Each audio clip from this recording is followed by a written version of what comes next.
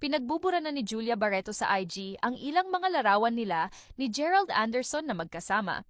Para sa marami, tila ito ay silent confirmation sa mga kumakalat na balita na hiwalay na nga sila.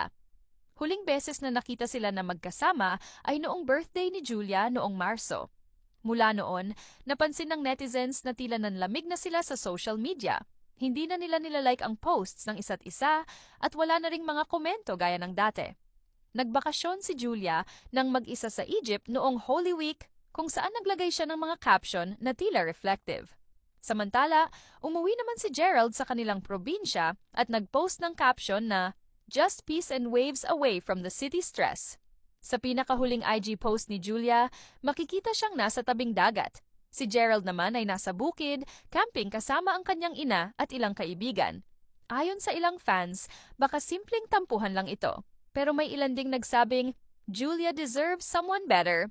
Sa kabila ng mga haka-haka, wala pang opisyal na pahayag mula kina Julia at Gerald tungkol sa estado ng kanilang relasyon.